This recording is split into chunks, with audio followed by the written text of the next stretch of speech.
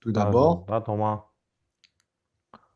아주 나 남은 집에 지체 tous ceux qui suivent ces enseignements d'été sur les 50 stances sur le gourou,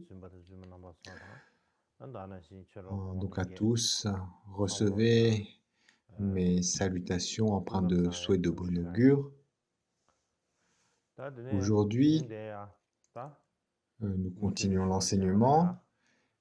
La dernière fois, on est arrivé à la stance ou au verset 17. Et si on suit le plan, donc on est dans la partie de faire des offrandes au maître. Et dans cette partie même des offrandes au maître,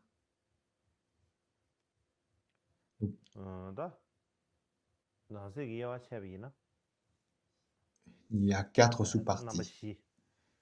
Donc faire des offrandes pour purifier les formes de non-respect, de mépris, tout donner ce qu'on a, pourquoi il est censé faire ça et toujours préserver les samayas, les 3 samayas.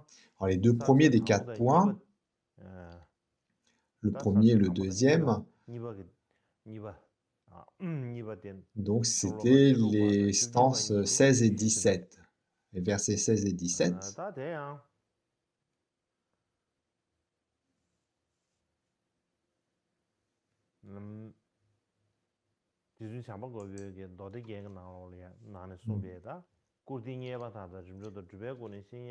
Si on se réfère à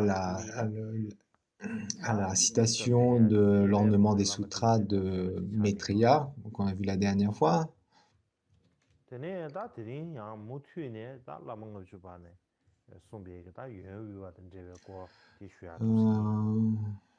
donc, pour rappel, il était dit servir l'ami spirituel avec respect, par les offrandes, par les services et par la pratique.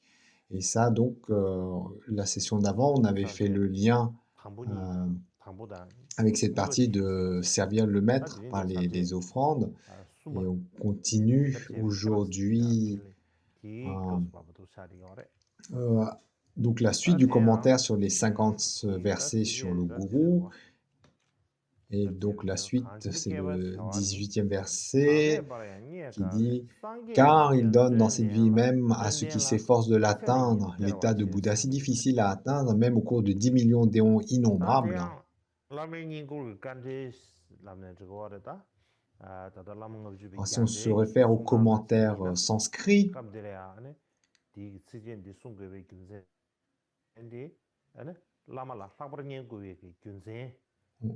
on dit que ce verset 18 exprime la raison. Pourquoi est-ce que... donc ça rentre dans, comme dit Tsongkhapa, dans son plan, il dit pourquoi c'est censé de donner ainsi au maître.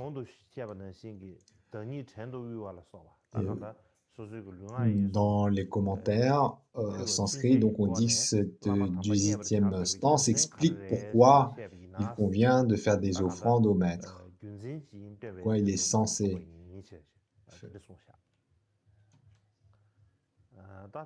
Et donc cette 18e stance qui évoque... Donc, tout d'abord, on va suivre le commentaire en sanskrit pour le sens de cette 18e verset. Donc, ici, dans l'expression difficile à atteindre, dans ce 18e verset, ça signifie qu'il faut traverser beaucoup de souffrances, beaucoup d'épreuves. C'est pour ça qu'on dit difficile à atteindre.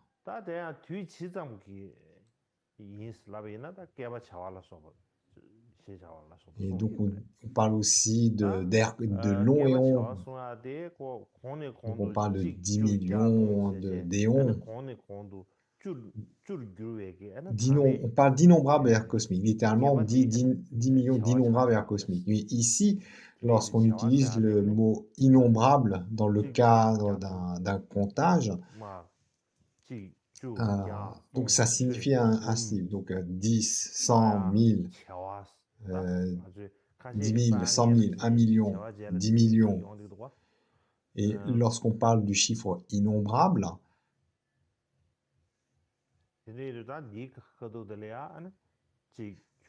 en fait, le mot innombrable dans ce contexte-là signifie le chiffre 1 avec 60 zéros, soit 10 puissance 60. Oui. Et donc à ce chiffre-là, le chiffre 1 avec 60 zéros, on rajoute 10 millions. Donc c'est un chiffre qui est vertigineusement, mais néanmoins ici, lorsqu'on parle de 10 millions d'innombrables et cosmiques, c'est un chiffre qui est fini. C'est pas innombrable dans le sens où c'est qu'on ne peut pas compter. C'est un chiffre extrêmement grand.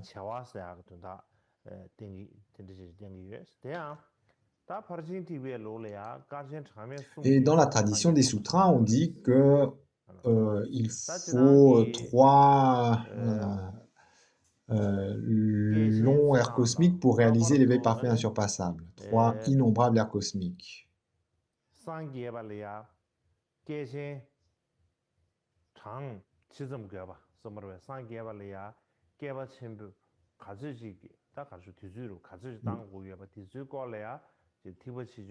Donc à ce sujet, sur le 7, il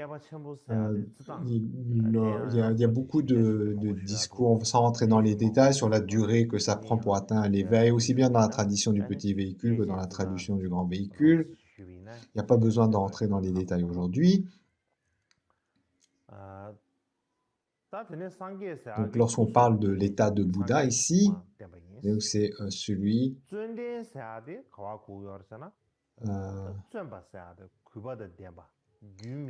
donc on parle donc de l'éveil parfait insurpassable, l'état de Bouddha, les 3 corps de l'éveil. Et donc on parle de celui qui s'efforce d'atteindre, on désigne vraiment un pratiquant qui est déterminé, qui s'applique inlassablement à la pratique pour obtenir l'éveil.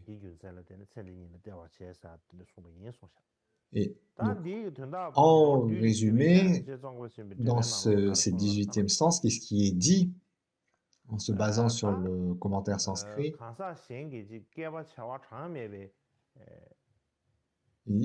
Dans la tradition des sutras, il faut traverser de pénibles épreuves pendant 10 millions d'innombrables airs cosmiques.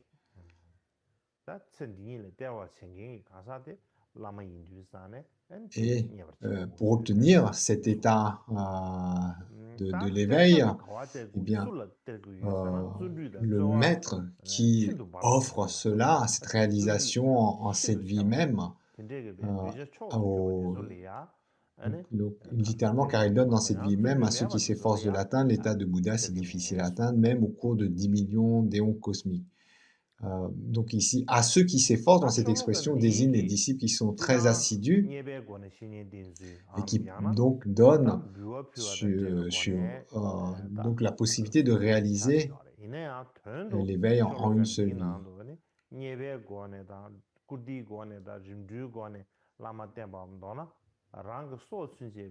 Donc ici, ce 18e verset entre dans le contexte, justifie en fait pourquoi il convient de faire des offrandes au maître, de le servir, etc. Donc on est vraiment dans la rubrique qui traite du fait d'être dévoué au maître, de le servir, de lui faire des offrandes. Et là, ce 18e stance, en résumé, explique pourquoi. Ensuite, on pourrait... Donc, dans la tradition des sutras, l'ami spirituel est considéré comme crucial parce que c'est lui qui montre le chemin vers l'éveil. Sans l'ami spirituel, sans le maître, dans la tradition du grand véhicule, on ne peut pas, on ne connaît pas les moyens pour réaliser l'éveil. Et dans le véhicule des mantras secrets, on le considère comme plus important. Pour quelle raison? Eh bien parce que dans la tradition des sutras, la tradition des 6 perfections transcendantes, On dit que pour les plus habiles des bodhisattvas, ça prend 3 ères cosmiques. Ceux qui sont un peu moins habiles, ça prend un peu plus longtemps. Et ceux qui sont encore un peu moins habiles, encore plus longtemps. Donc, au meilleur, pour les plus habiles dans la tradition des paramitas, ça prend 3 ères cosmiques. Mais si on se réfère au véhicule des mantras secrets, si on suit les 2 premières classes de Tantra, cela prend 16 existences.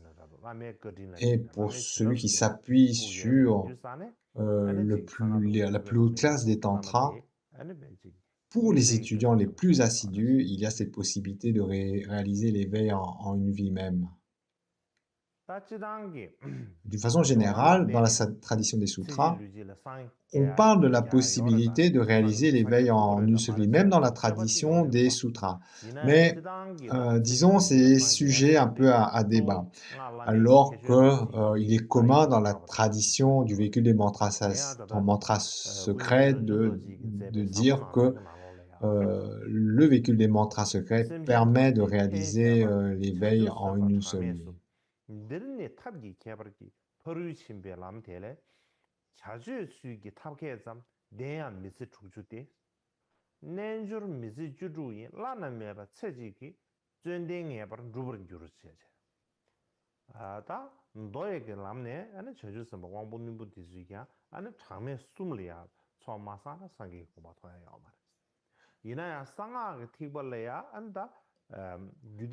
Donc, en fait, d'une façon générale, on fait le contraste entre la tradition des 6 perfections transcendantes et le véhicule des mantras secrets par justement le fait que les mantras secrets permettent de réaliser rapidement l'éveil. Alors, si on décompose les classes de Tantra, comme on a évoqué, on dit par exemple dans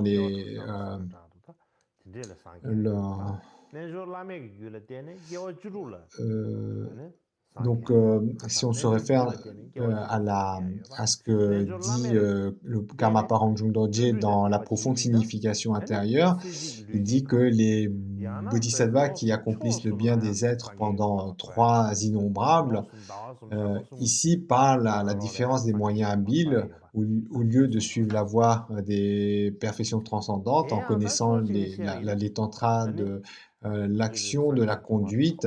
Cela prend 16 vies humaines et par les tantras inégalables, on atteint l'éveil en une seule vie. Et donc, d'une façon générale, le fait qu'on atteigne rapidement, plus ou moins rapidement l'éveil, cela dépend des capacités du disciple, notamment ses capacités en sagesse et en capacité d'assiduité. Mais, on va dire, à capacité égale, les moyens font une personne qui, donc à capacité égale, les instructions du véhicule des mantras secrets permettent notamment de réaliser plus rapidement. Et là, donc le point qui est mis en avant ici, c'est que si on entre dans le véhicule des mantras secrets, c'est grâce à la bienveillance du gourou. Une fois le fait que l'on reçoit les transmissions pour suivre ce chemin, c'est également la bienveillance du gourou. Les réalisations que l'on a pendant le cheminement viennent également de la bienveillance du maître. Le fait que dans le cheminement, on n'est pas submergé par les obstacles et bien c'est également la bienveillance et la bénédiction du maître. Et au final, lorsqu'on réalise, ça également grâce au maître. Et par conséquent, on dit que dans le véhicule des mantras secrets, il n'y a pas plus bienveillant que le gourou. Et c'est pour ça on voit même dans beaucoup de biographies des maîtres du passé, lorsqu'ils commencent à progresser sur le chemin des véhicules, sur leur chemin, eh bien ça s'exprime par le fait qu'ils éprouvent plus de foi envers leur maître. Et il y a beaucoup de récits en ce sens où les disciples, lorsqu'ils avancent dans leur voie, expriment des chants de supplique, de prière à leur maître, ainsi que des chants de gratitude. D'une façon générale, nous, dans la vie ordinaire, on considère nos parents comme étant particulièrement bienveillants du fait qu'ils nous ont donné la vie et que grâce à eux, on a pu donc avoir cette existence.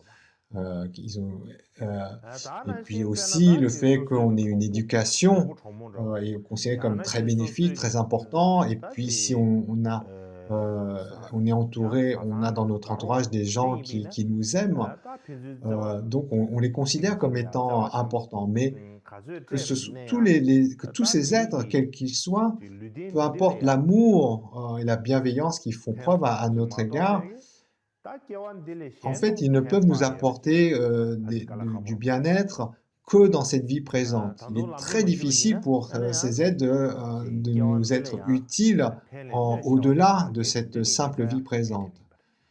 Et encore, suivant comment nos relations marchent, des fois, des fois, ça ne se passe pas si bien, et au final, même dans nos relations proches, pour certaines personnes, on ne sait pas si la relation qu'on a avec ces personnes s'est au final avérée plutôt bénéfique ou négative. Mais dans le cadre d'un maître authentique, donc c'est grâce à lui on peut complètement épuiser les souffrances de cette vie présente même. Et puis, euh, il nous fait entrevoir la possibilité de réaliser rapidement l'éveil parfait insurpassable. Et par conséquent, il n'y a pas plus grande bienveillance que ça. Il n'y a pas, il n'y a pas plus merveilleux dans ce monde. Et lorsque l'on contemple toutes ces raisons, on réalise que ce qui est enseigné ici dans les 50 versets sur le gourou, donc ça a vraiment du sens, que ça va en accord avec comment les choses sont et donc ça va en accord avec la grandeur des bienfaits qu'apporte ce maître, ces bienfaits sortent complètement du cadre de cette simple existence présente, et ce sont des bienfaits qui sont inestimables, qui mènent à l'éveil, et notamment le fait d'entrer dans le profond chemin du véhicule des mantras secrets, donc non seulement ça apporte une grande purification, de grands bienfaits pour cette existence présente, mais ça nous fait entrevoir la possibilité de réaliser rapidement l'éveil parfait insurpassable à l'échelle de quelques vies.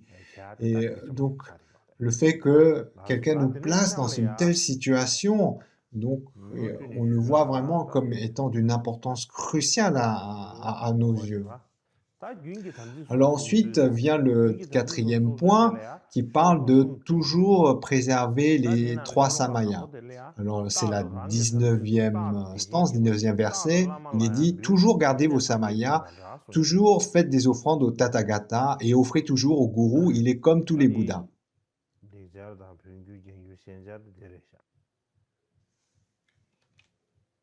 Donc là, vous avez le détail du mot à mot de cette 19e stance, 19e verset.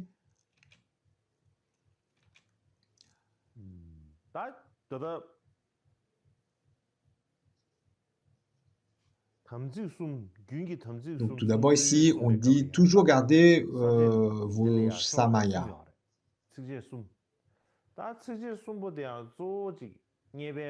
Alors, donc, aussi bien le 19e verset, le 20e et le 21e, donc le 20e qui se dit « Ceux qui veulent ce qui ne peut être épuisé offrent au gourou tout ce qui est désirable ou même ce qui est le plus supérieur. » Et ça c'est le 20e, le 21e, leur donner c'est perpétuellement donner à tous les Bouddhas, en leur donnant on accumule des mérites, les accomplissements suprêmes viennent des accumulations. Et ces trois stances, 19, 20 et 21, elles demeurent donc dans le thème des offrandes au maître. Et dans le premier, donc dans le 19e, le premier des trois versets, 19e verset, il dit tout d'abord préserver ses samayas, deuxième toujours faire des offrandes, toujours garder vos samayas, ensuite toujours faire des offrandes au Tathagata et ensuite toujours faire des offrandes au gourou.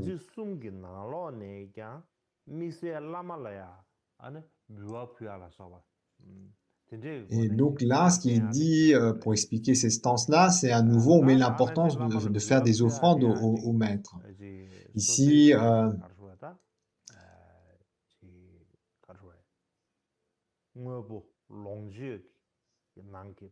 du, alors ensuite, dans le verset qui suit, on dit donc on parle de ceux qui veulent ce qui ne peut être épuisé. Donc on parle de la réalisation ultime. Une fois qu'on a réalisé l'ultime, c'est quelque chose qui est inépuisable, qui est définitif.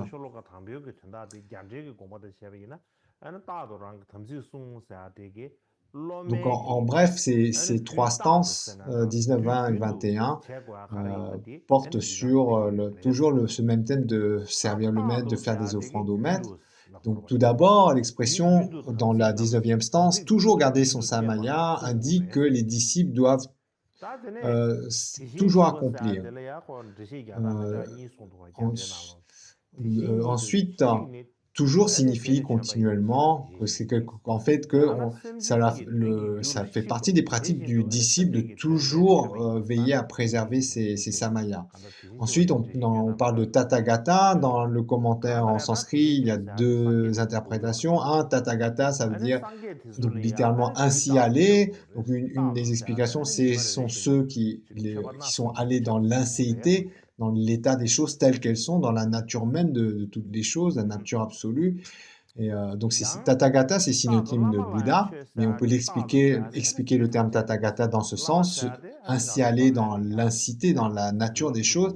Et l'autre explication, c'est ceux qui sont allés dans les causes qui accomplissent le bien de tous les êtres, qui ont suivi le chemin comme il faut, ainsi aller, qui sont allés comme il faut pour accomplir le bien de tous les êtres.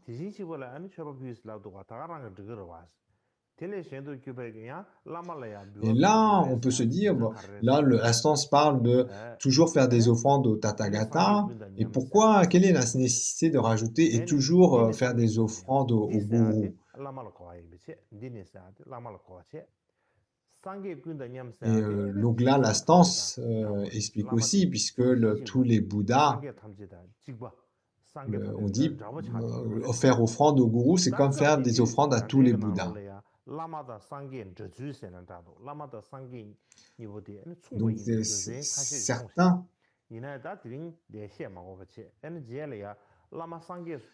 certains, ici disent que parce que le maître, le gourou, est au pied égal avec tous les Bouddhas. Ici, on ne va pas trop rentrer dans le détail, on verra bien par la suite, comme vous avez vu dans le plan, il y a une partie qui traite de voir le maître comme le Bouddha. Et là-dessus, on développera ce point-là.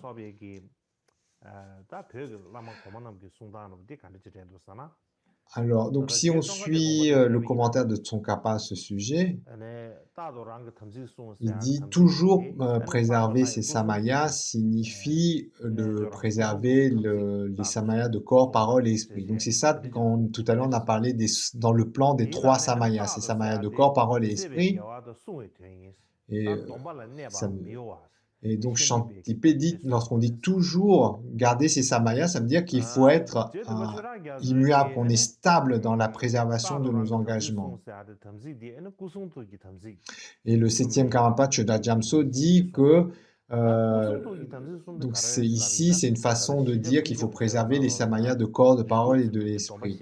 Et à cet égard, dans le passage sur les vœux des mantras de connaissance, donc dans le trésor des connaissances, il est dit, dans le trésor des connaissances, tous les êtres sont par nature dotés du corps, de la parole et de l'esprit Vajra.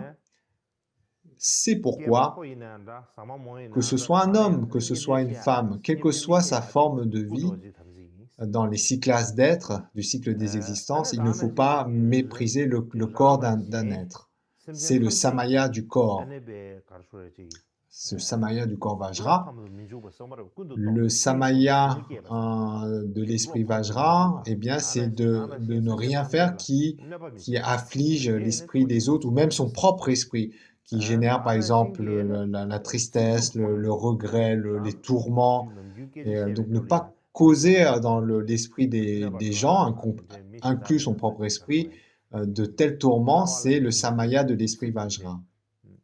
Le samaya de la parole Vajra, eh bien, ça consiste à renoncer à tous les discours qui blessent, qui sont désagréables à entendre, et à l'opposé de savoir faire usage de paroles qui sont agréables à entendre sans que ça soit des tromperies, donc de bienveillantes paroles, des paroles agréables mais qui sont sincères.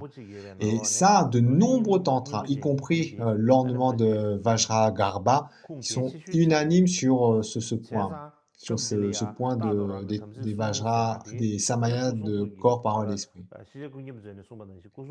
Et comme l'ornement de Vajragarbha est la source, la référence la plus importante des 50 versets sur le gourou, donc ici dans ces 50 versets sur le gourou, lorsqu'on dit gardez toujours vos samayas, eh bien on peut le comprendre tel que c'est enseigné dans l'ornement de Vajragarbha.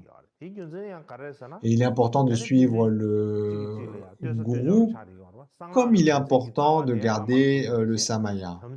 Simplement parce qu'en fait, il y a une connexion directe entre les deux. Si on ne préserve pas les samayas, il n'y a aucun moyen pour nous de servir le maître. Et de la même façon, le fait de servir le maître, cela n'a de sens que si l'on préserve ces samayas. Si on est un disciple qui préserve ses samayas, eh bien, on sert le maître. Si on est un disciple qui sert le maître, eh bien, on préserve ses samayas. Ces deux éléments sont intimement liés. Ensuite,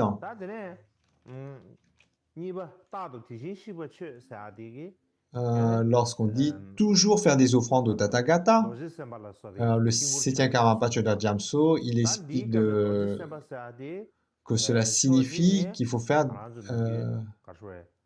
des offrandes au mandala au pluriel, de Vajrasattva.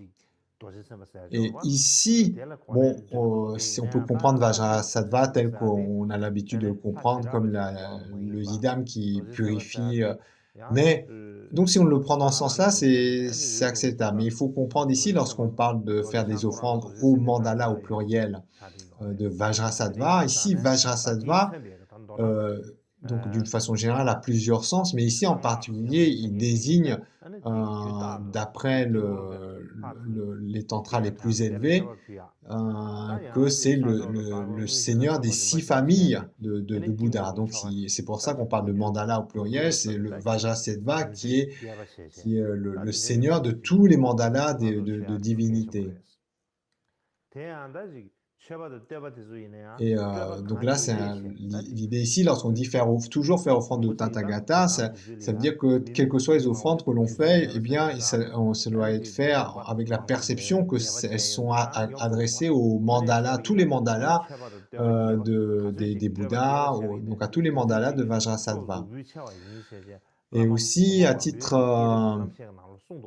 ce titre, autrement aussi, on peut le comprendre de cette façon, quelqu'un qui pratique des mantras secrets, eh bien, il doit toujours inviter les divinités du mandala comme champ de mérite, c'est-à-dire que les offrandes qu'il fait, les pratiques qu'il fait, donc le témoin ou le support pour l'accumulation de mérite, c'est donc ces divinités du mandala. Autrement, donc une autre façon de comprendre également, c'est le fait de faire les rituels de mandala de façon très développée, donc les différentes phases, donc de faire des pujas extensives, les phases de génération de soi extensive, génération de la divinité devant soi extensive, la visualisation de la divinité dans le vase, etc. Et donc il est dit de faire important, de faire ceci est important. Mais donc il y a beaucoup de maîtres donc qui montrent l'importance de faire nous habituellement on trouve que c'est ennuyeux de faire des longs rituels avec toutes ces phases développées, mais donc là les enseignements montrent l'importance. Lorsqu'on dit toujours faire des offrandes au Tathagata, ça souligne notamment l'importance donc de s'appliquer à faire des rituels développés. Et pour raconter une histoire, il y avait un lama de la tradition Panglul Kagu qui s'appelait Sonam Gyaltsen, et dans ses notes, il a détaillé que le fait de se générer comme chakra samvara dans la tradition Luyipa, il l'a fait 230 fois, dans la tradition Snapada, il l'a fait 180 fois, 350 fois dans la tradition Gandapada, et donc Et donc ça, c'est une histoire, mais pour dire qu'au Tibet, autrefois, il y avait beaucoup de maîtres qui faisaient ainsi de grands rituels extensifs de mandala. Et c'est la raison pour laquelle, dans les monastères, de toutes les traditions, eh bien, on continue à faire beaucoup de puja et de rituels de mandala. Ensuite, pour suivre le commentaire sanskrit du verset suivant, là vous avez le détail du mot à mot. Donc là, qu'est-ce qu'il dit? Donc si on suit les commentaires sanscrits, donc il dit qu'il faut avec joie faire des offrandes au maître.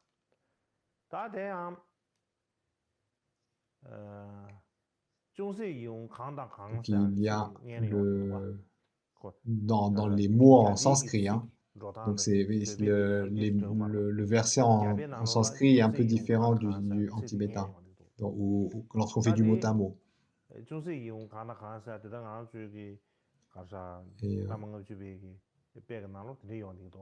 donc dans la version sanskrit, donc il dit, il y a le fait de souligner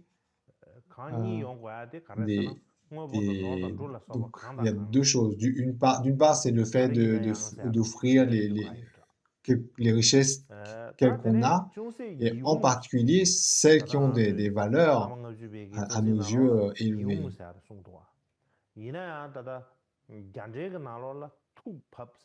Alors, dans la version, là on est dans le mot à mot,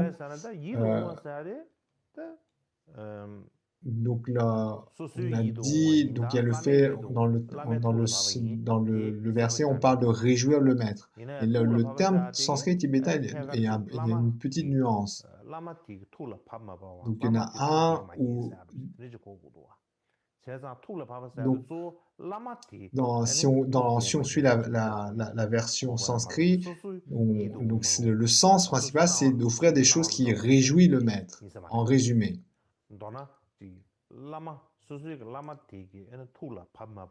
Donc l'important dans les offrandes ici est le fait de réjouir le gourou. Donc il dit c'est ça qu'il faut regarder. Donc les offrandes qu'on doit faire, elles doivent être faites dans l'idée de réjouir le maître. Aussi, donc pour commenter un autre terme, on parle de choses qui sont de noble qualité. Ensuite, la nécessité de faire ces offrandes dans le commentaire.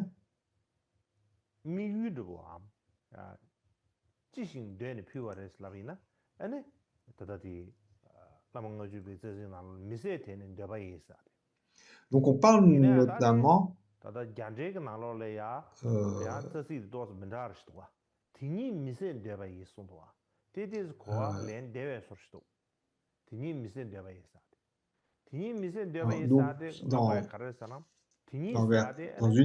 on compare version sanskrit version tibétaine. Donc dans une version on dit le fait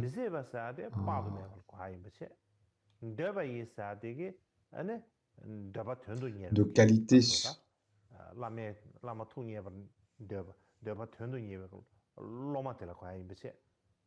Donc, en résumé, quel que soit qu'on offre au maître,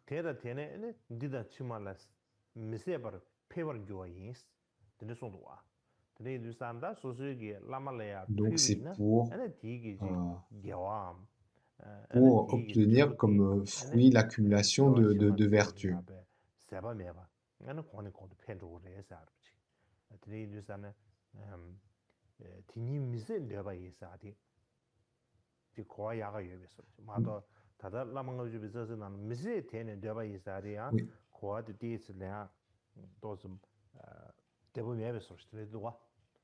On passe au commentaire de Tsongkhapa sur ce verset. Donc, comme on a dit tout à l'heure, dans l'expression qui ne peut être épuisée, ça désigne le Dharmakaya, qui est inépuisable à l'image de l'espace, qui ne peut être épuisé. Ici, l'étudiant qui désire faire des offrandes, donc faire ce qui est désirable. En fait, tout à l'heure, la discussion portait sur ce terme. Mais donc, l'idée, c'est de faire ici dans le commentaire de son papa, c'est donc de faire des offrandes de choses que le disciple trouve désirables et ou particulièrement de grande valeur aux yeux du disciple. Et là, comment dire, le maître, le gourou doit accepter ces offrandes afin de contrecarrer donc l'attachement qu'a l'étudiant. Le disciple fait offre ce qui à ses yeux est le plus désirable, ce qui est donc le plus de source d'attachement, qui a le plus de valeur à ses yeux, et le gourou doit accepter avec les moyens habiles pour permettre de contrecarrer l'attachement du disciple. Et dans l'extrait du premier chapitre du deuxième livre du Sambuta, il est dit, avec un esprit qui est libre de tout espoir, offrez tout ce qui est cher, tout ce qui vous est cher au maître. Et le maître, pour contrecarrer l'attachement ou la saisie du disciple, doit l'accepter avec le souhait d'apporter le bien. Ensuite, on passe à l'instant suivant.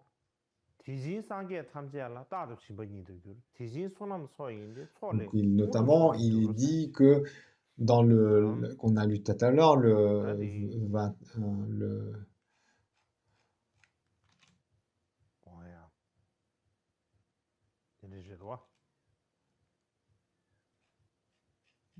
dans ce verset. Donc tout d'abord, pareil, là on voit le commentaire sanskrit. Il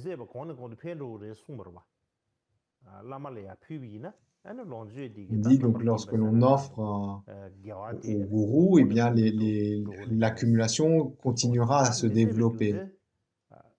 Et donc c'est une explication du fait de inépuisable. Les vertus qu'on accumule en offrant au maître, elles ne s'épuisent pas. Pourquoi? Parce que en offrant au maître, c'est comme si on offre à tous les Bouddhas. C'est égal. Le fait d'offrir au maître est égal au fait d'offrir à tous les Bouddhas. Et là, donc, la question se pose, mais est-ce que le lama et les Bouddhas ne sont pas distincts? Le lama, c'est le gourou, et les Bouddhas sont les Bouddhas. Donc, comment est-ce que le fait d'offrir au gourou est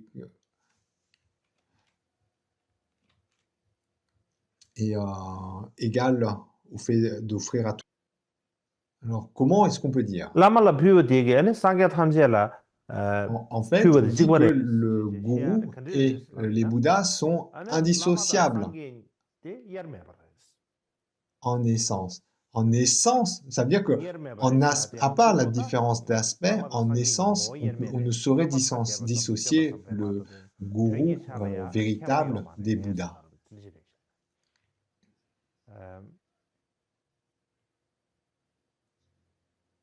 Donc si on offre un gourou authentique,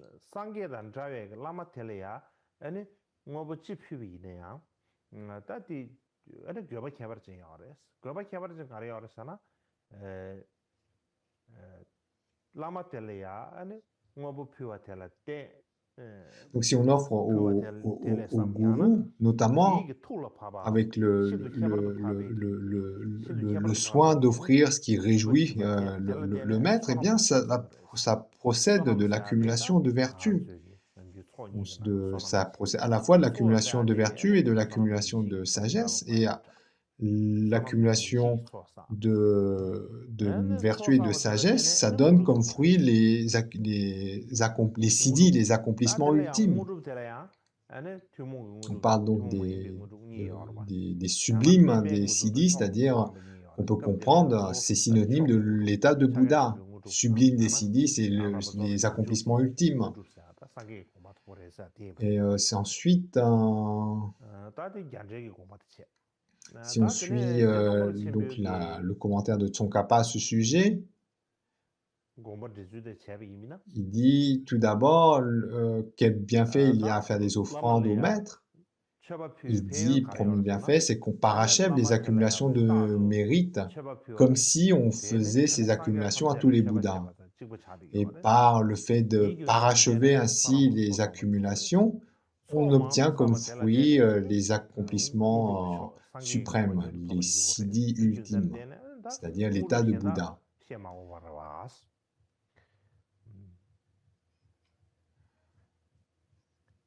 C'est pourquoi le maître authentique, c'est vraiment donc un support d'offrande qui est exceptionnel,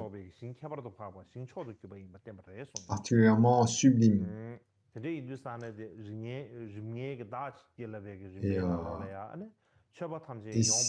ainsi, donc, pour un pratiquant qui souhaite donc obtenir ces accomplissements ultimes, il n'y a pas meilleur moyen que pour parachever ces accumulations, que de faire que ces pratiques, ces accumulations soient directement reliées au maître authentique, c'est-à-dire le maître Vajra est donc enseigné comme étant le champ le plus suprême pour que le disciple parachève ses accumulations de mérite et de sagesse. Et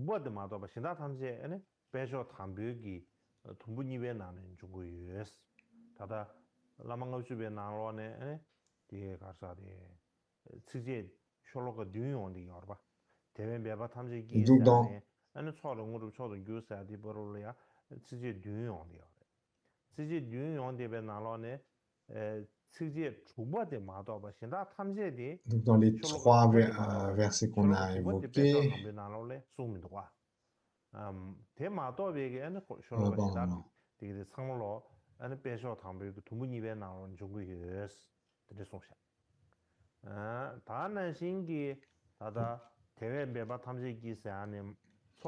là, il y a un commentaire de plan sur la structure des stances qu'on vient d'évoquer.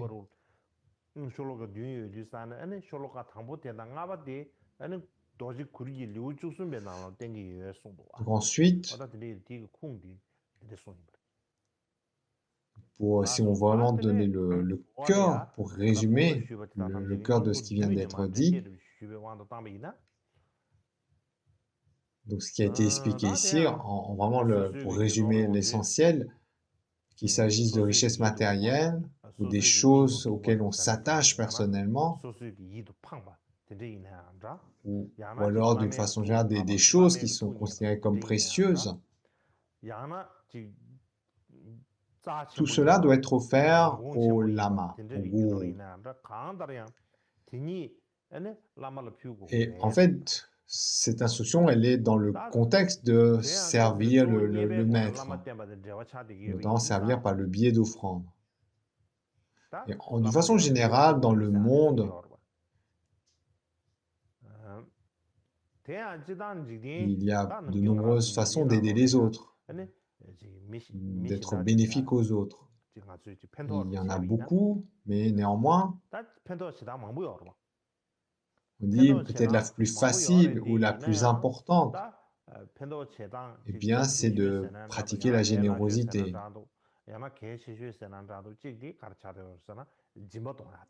Le fait d'être généreux d'une façon ou d'une autre est important. Et notamment, Chandrakirti, dans l'entrée dans la voie du milieu, il dit « Les êtres aspirent au bonheur et le bonheur humain n'existe pas sans richesse. Sachant que les richesses proviennent du don, le Bouddha a d'abord enseigné la générosité. » Et donc, basé sur cela, on comprend l'importance de pratiquer la générosité d'une façon générale. Et puis, on comprend aussi que, dans le contexte du véhicule des mantras secrets, ce qui réjouit le plus le maître, ce n'est pas le fait de lui offrir plein de richesses. Qu'on a évoqué une fois d'avant, c'est le fait de pratiquer de façon authentique les enseignements. C'est ce qui réjouit le plus un maître authentique. Donc là, ce qui est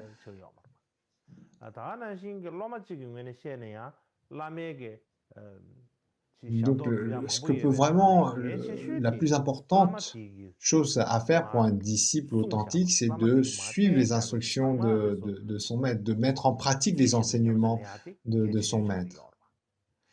Mais ceci dit, pour accumuler vertu et mérite et sagesse. Comme on l'a dit, c'est de faire des offrandes qui réjouissent le maître. Pour accumuler mérite et sagesse, parmi les moyens les plus sublimes, c'est d'offrir ce qui réjouit le maître. Et aussi donc faire des offrandes pour exprimer sa gratitude. Donc voilà, depuis un moment, on dit qu'il est important de faire des offrandes au maître.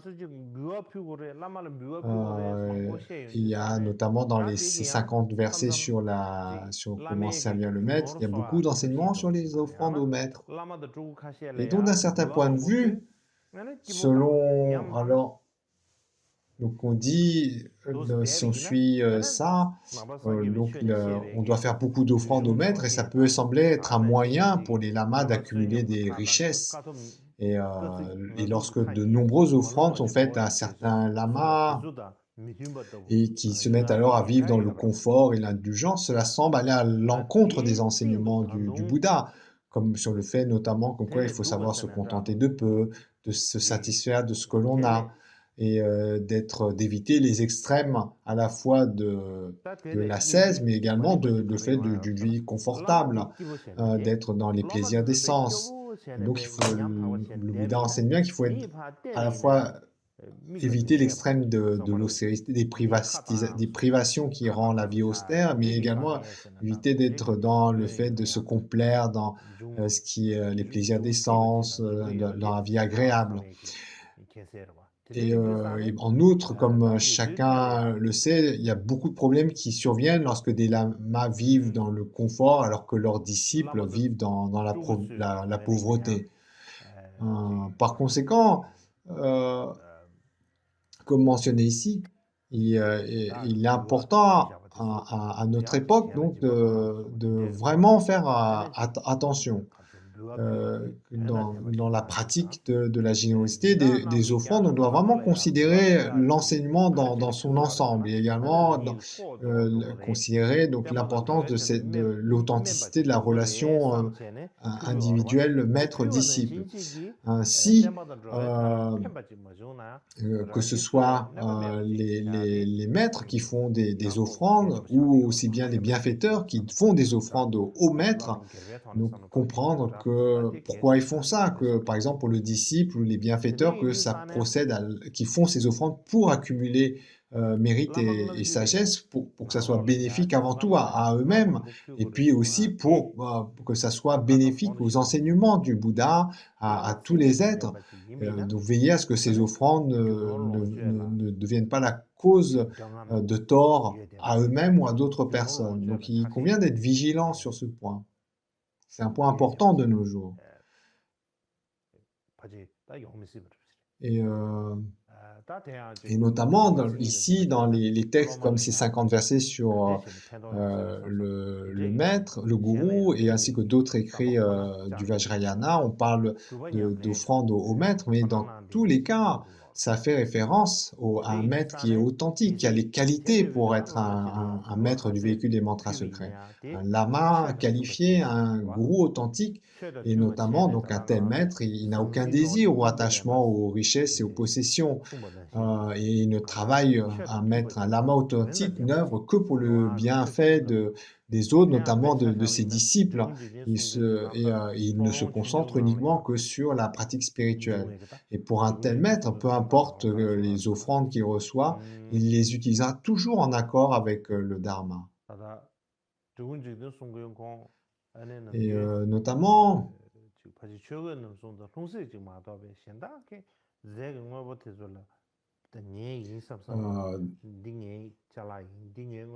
donc Jigung pour citer un passage de la biographie de Jigong Jiten Sumgon, et donc il dit que donc il parle du maître qui ne doit avoir aucun attachement matériel et que les seules choses matérielles auxquelles il doit se préoccuper, ce sont ses robes de monastique et son bol d'aumône, et qu'en dehors de ça, toutes les richesses matérielles qu'il doit avoir, et en fait, il ne veillera que à ce que ça devienne des sources d'accumulation de mérite pour les autres, et il veillera que c'est donc que toutes ces offrandes soient vraiment, on va dire, transformées ou que deviennent véritablement des sources de vertu, d'accumulation de mérite et de sagesse, sans que, même s'il reçoit beaucoup d'offrandes, que la moindre de ces offrandes soit gâchée, gaspillée. Et qu'il enseigne, et qu'un tel maître enseigne également aux autres de faire de même.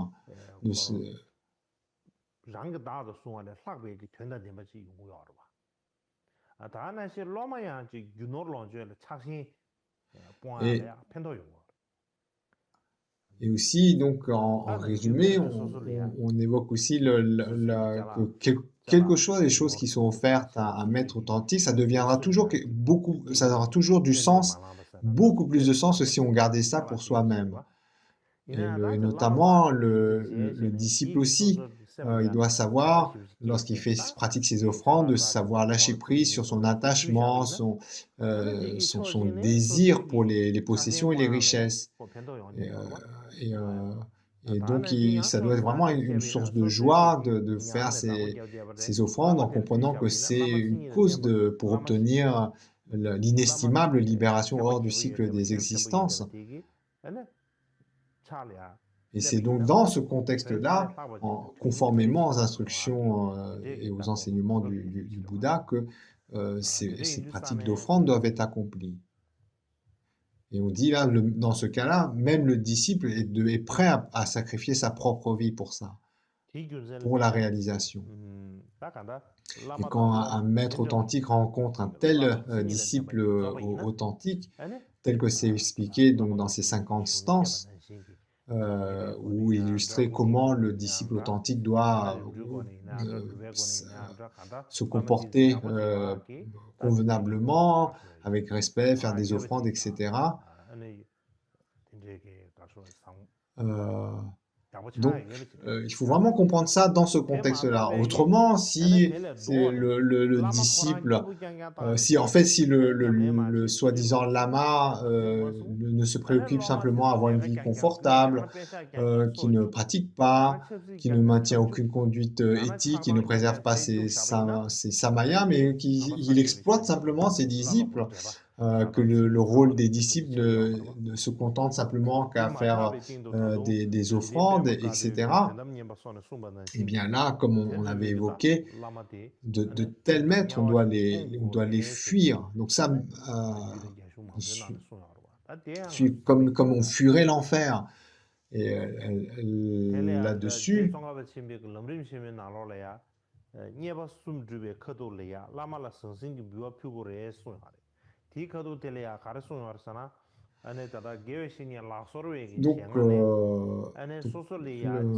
donc vraiment, la relation de maître à disciple, elle est clairement définie dans les enseignements. Ça ne doit pas être une relation de maître à serviteur ou de bienfaiteur de simplement donc un bienfaiteur à un maître ordinaire. On dit que si on tombe dans ce genre on doit fuir ce type de relation mondaine comme on fuirait du poison ou les enfers. Et ça, c'est vraiment, par exemple, dans l'œuvre de Rigden Pema Karpo, etc., et plein d'autres tantriques, c'est clairement indiqué. Et aussi, dans le grand traité sur les étapes de la voie de Tsongkhapa, où on parle de 3 façons de réjouir le maître, on dit notamment que concernant les offrandes matérielles, si l'on offre des choses inférieures alors que de meilleures sont disponibles, on transgresse le samaya. Que le lama soit satisfait ou non. Si on n'a que des choses inférieures, par contre, il n'y a pas de transgression. Cela semble s'accorder avec ce qui est dit dans les 50 versets. Donc, lorsque on parle dans l'un des versets de désirer le résultat inépuisable, donc à ce moment-là, quelles que soient les choses, les petites choses agréables de l'existant ordinaire, eh bien, il faut savoir surtout celles qui sont en particulier considérées comme inestimables, de grande valeur, savoir les offrir au maître. On dit que c'est le summum pour le disciple d'accumuler du mérite. Et aussi, Sharawa, cette fois, en parlant du maître, il dit que c'est quelqu'un qui doit être satisfait de la pratique et qui ne regarde même pas les petites offrandes matérielles. Le contraire ne peut être un lama qui guide vers la libération. Donc ça, c'est Sharawa.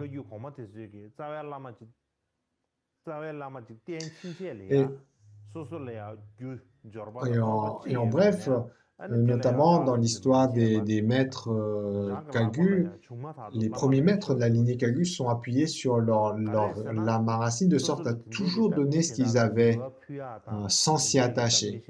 Dès qu'ils obtenaient quelque chose, ils l'offraient au maître. En fait, tout ce qu'ils recevaient, ils recevaient du maître, et tout ce qu'ils offraient allait au maître.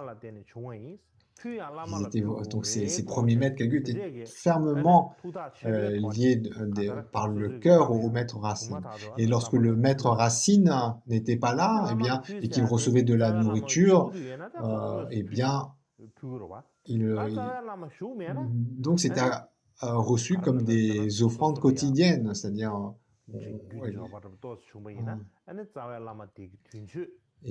ensuite, il y avait des choses qui pouvaient se garder, comme des vêtements par exemple, et c'était envoyé au siège du lama.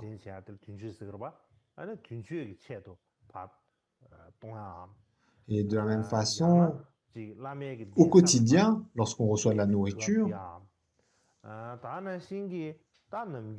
et même une tasse d'eau, et on en faisait symboliquement offrande au maître. Même si on n'avait qu'un seul fruit, par exemple, un seul fruit ou une seule plante, on le présente, la partie, si c'est une fleur par exemple, c'est la partie où on dit la bouche du fruit vers le maître, vers la partie ouverte du fruit vers le maître. Donc les maîtres du passé se comportaient comme ça. Même s'ils n'avaient qu'un seul fruit, par exemple, ils le présentaient de sorte à ce que c'était destiné au maître. Et puis aussi, dans la tradition, donc il y avait au cours d'une année le fait de faire des offrandes, de belles offrandes au maître, comme par exemple en Taïda. Et ça, c'est un point qui est important ici. Tout ce qu'on vient d'évoquer, il y a une idée importante, le fait que même nous, tout ce qu'on mange, consomme tous les jours en termes de nourriture ou de boissons, d'avoir avant même de consommer ça, la pensée que vraiment, sincèrement, c'est offert au lieu de refuge, aux trois rares et sublimes.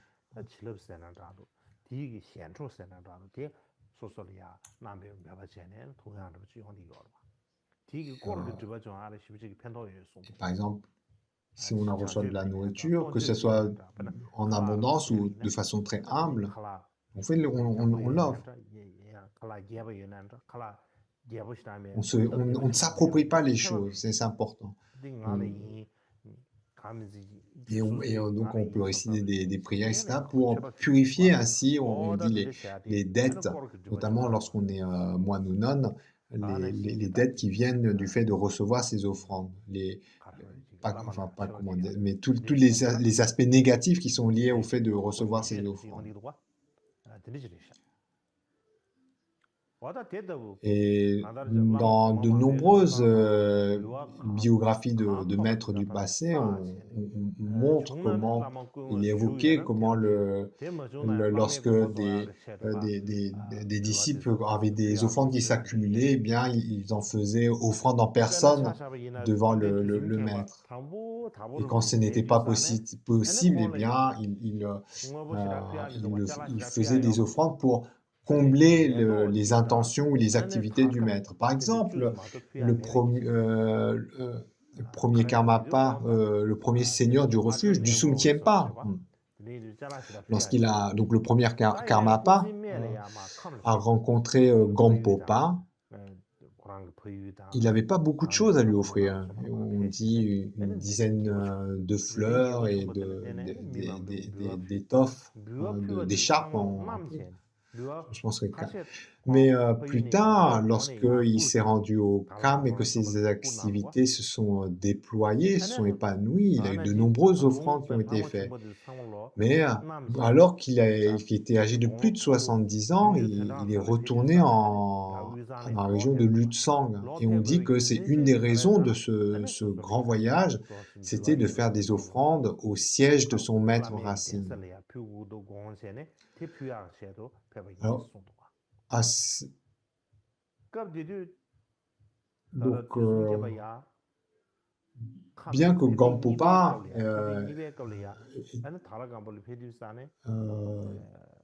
était décédé d'un Darla Gampo, à cette époque, donc Tusum Tiempa a fait des offrandes de nombreux volumes des enseignements écrits avec de l'or, il a offert du bétail, également des joyaux, beaucoup de choses précieuses.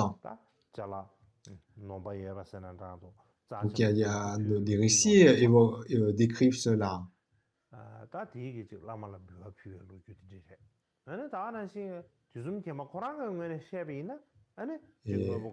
Et notamment donc dans la vie de Dusum Khepa, on raconte qu'il est décédé le 3e jour du mois du tigre de l'année de bœuf, et que 2 jours avant sa mort, avant son décès, donc il dit qu'il a remis son dernier testament à un Geshe Tsangswa et ainsi qu'à d'autres. Donc il donnait ses dernières volontés. Il dit: les seules choses que je possède sont cette robe usée et ce moulin à main pour faire de la tsampa.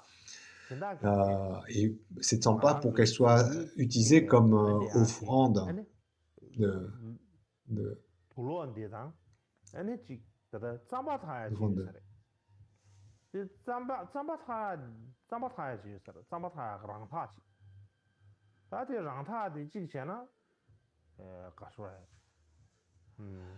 Et ensuite, donc il dit qu'il n'a que ça, il ne possède que ses vêtements et puis que ce moulin pour moudre la tsampa pour les offrandes. Mais donc toutes les choses, il a dit toutes les autres choses qu'il a, en fait, cela appartiennent à la communauté monastique. Et donc il dit que tout cela, toutes ces choses,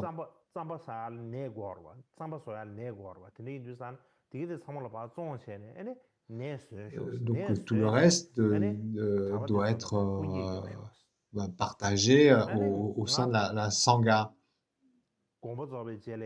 Et aussi, il dit qu'après avoir distribué ainsi toutes ses richesses aux moines, il dit que ça serait bien de rester, donc une fois qu'il est décédé, de rester 1 an ou 2.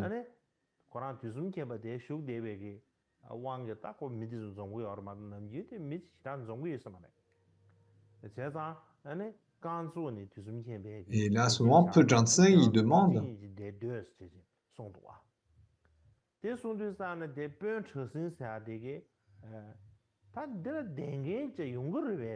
donc il dit,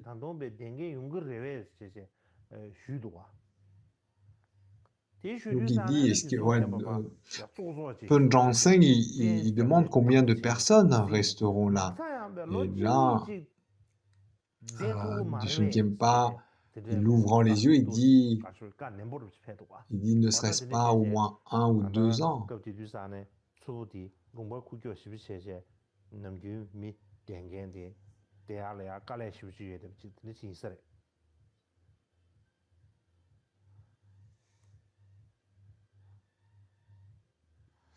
Donc, en résumé, lorsqu'on voit la vie du Sun Tienpa, c'est un maître qui a reçu énormément d'offrandes. Il y a eu beaucoup d'offrandes, mais il a vécu de façon extrêmement humble.